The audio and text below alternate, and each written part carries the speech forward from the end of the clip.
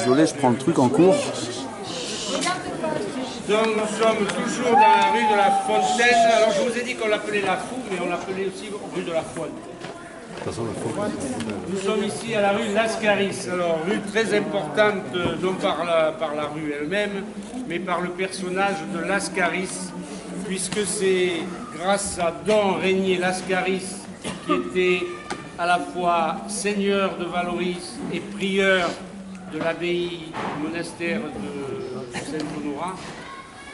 C'est grâce à lui que la ville, ou le village de Valoris a été restauré par des familles provenant de la... Voilà. Petit incident canin, rien de grave. Et là, toutou, il est nerveux. Voilà.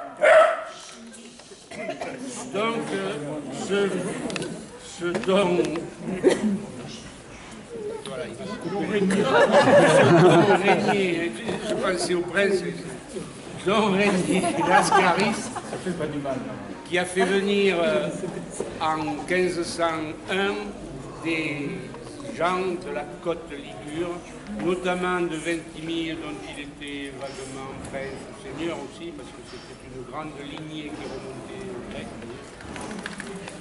Donc ce Lascaris-là, ou ce Lascar-là,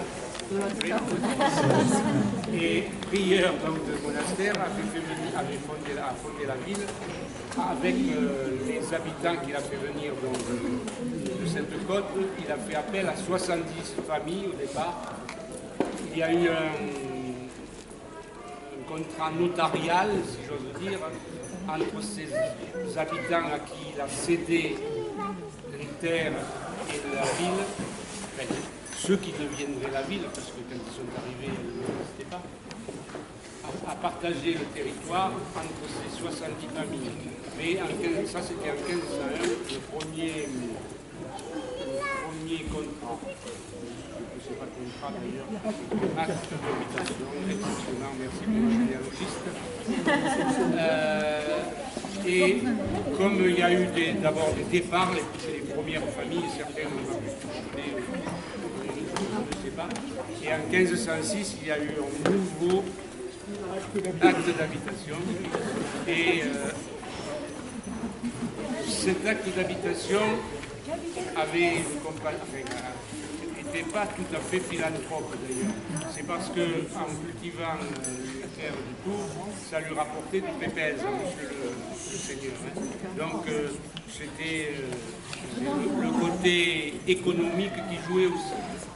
Et il a proposé, en suivant des plans très rigoureux, la construction de ce qui s'appelle le castrum, parce que c'était fortifié. Ici, on voit la dernière rangée en bas, après la rue Clément Bel, c'était une partie des fortifications. Au-dessus de la roulotte, étaient les fortifications. Là, nous sommes à l'intérieur de la ville du Castrum.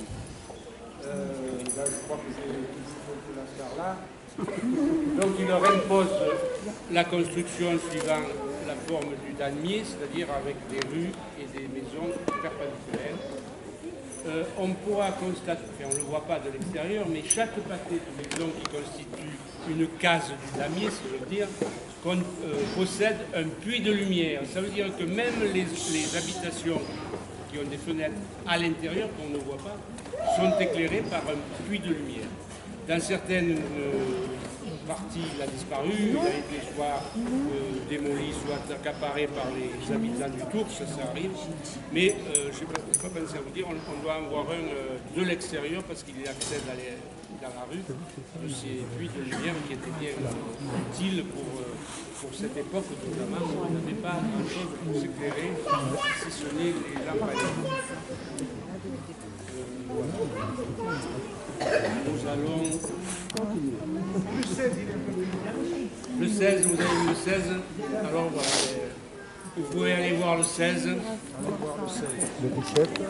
Et nous...